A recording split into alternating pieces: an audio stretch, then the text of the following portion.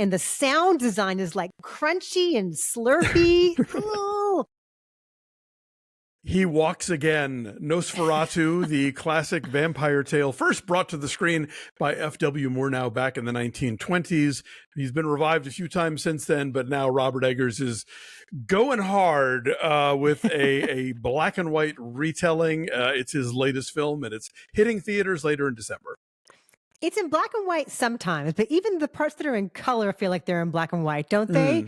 There's sure. Such like an extreme kind of monochrome. Like an intensity to anyway. So Nosferatu, this has not come out till Christmas, but I know you guys are really excited about it, so we wanted to get to this as soon as we possibly could.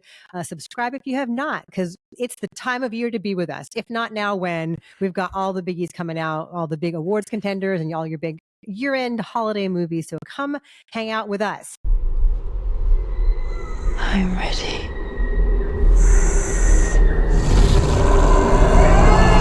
Nosferatu, you know this story. This is exactly what you think it's going to be, but through Robert Eggers' unique and very exquisitely crafted and intense prism. So it is Germany in the mid-1800s in a small village, and up-and-coming real estate clerk Thomas Hutter gets an assignment to go out to see this very wealthy and mysterious dude who might like to pick up a piece of property in our charming hamlet. And the thing is, you've got to go see him at his castle and get him to sign the contract, and then he will come. And it's a big deal because he's like an important guy, this mysterious Count Orlok. So Nicholas Hoult is Thomas Hutter, goes out there, married to Lily-Rose Depp. His wife is beautiful, maiden fair, and strange things start happening pretty fast. Bill Skarsgard is Count Orlok. So he's got Pennywise in him. And the Crow. Right. And the Crow. Right. Like there's definitely a lane there for him, and he finds shadings. So he is Count Orlok. And bad things start happening as soon as Nicholas Hoult gets there.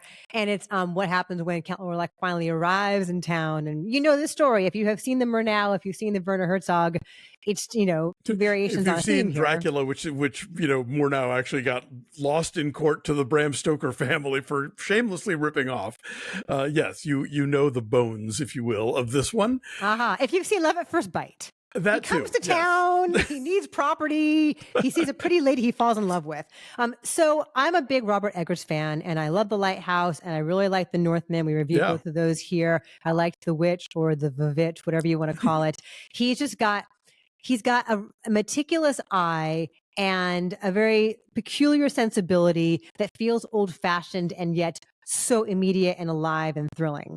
Jaron Blaschke is a cinematographer again, and there are individual images here and moments that took my breath away. Like the craft is impeccable, the mood is impeccable, and dark and unsettling, and everyone's really good here. Lily-Rose Depp is very good. I had no idea she had this in her. Willem Dafoe is here too, and sort of helps provide perspective on what's going on. Simon McBurney is kind of like a Renfield figure. I was always dazzled by it visually, technically.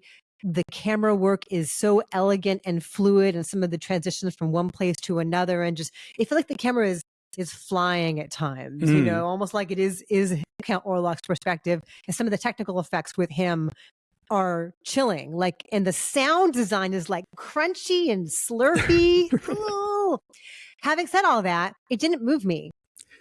I thought it was cool looking, but I also was looking at my watch a lot, and it felt very, very, very slow, even for a Robert Eggers movie, and too much so. And I was kind of, I hate to say bored, but I'm like, okay, we can get on with this now. Yeah, I think with Eggers, there's always that threat of the style overwhelming things so much that everything sort of becomes under glass. And I don't know if it's that he is adapting this beloved, work of art, and maybe that has sort of taken out some of his sense of play that you get in a film like The Northman, where he's giving you an old school Viking epic, but he's also really sort of relishing in the opportunities and the possibilities. What can we do here? How do we move the camera? What is the sound of a head crunching, and this one just feels maybe a little too respectful, I guess. I think Werner Herzog in his version is playing around with it a little more and kind of saying things about Europe and plague and other, kind of ideas that he wants to tackle. And this movie almost feels like it's this kind of tribute to Murnau and German expressionism in general. And yeah, everything you said is true. Like, it is a wonder to behold. There are some wild performances. But there is something about it that's just a little stiff and a little too earnest. And I think that if Eggers had felt the liberty to play a little in this sandbox and to like approach this material with a little less reverence, it would feel more dynamic. But what's there is impressive, and what's there as a thing to behold and look at is stunning. We know the story. Sure. And he hits all the beats that you expect. And maybe he deviates a bit in like the monster creature details, but it hits all the notes we think it's going to hit, versus the Lighthouse. Like, that builds and builds with this crazy suspenseful energy. Like, you have no idea where that's going to go. You have no idea where these two actors are going to take each other. And the Northman too, like, this milieu, but like, you have no idea where it's going to go story wise. And we know Nosferatu, and he hasn't really changed it very much. So I think maybe that's part of it, is the expectations going on with this filmmaker who we know for like fantastical weirdness. Yeah. No, on paper, this seems like it makes perfect sense. Oh, well, of course you would want to see what Robert Eggers would do with Nosferatu.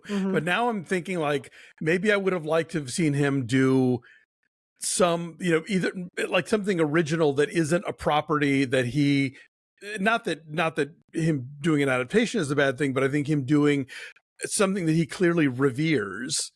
I think the reverence is what gets in the way. I think Emma Corrin is wildly miscast here. Doesn't get to do a whole lot. Yeah. And is sort of a damsel in distress, and that's about it. A little. I think it's that thing of like when Robert Eggers calls you, you say yes, but yeah, it's not nearly the role. It's not nearly as showy as what Lily-Rose Depp is given to do.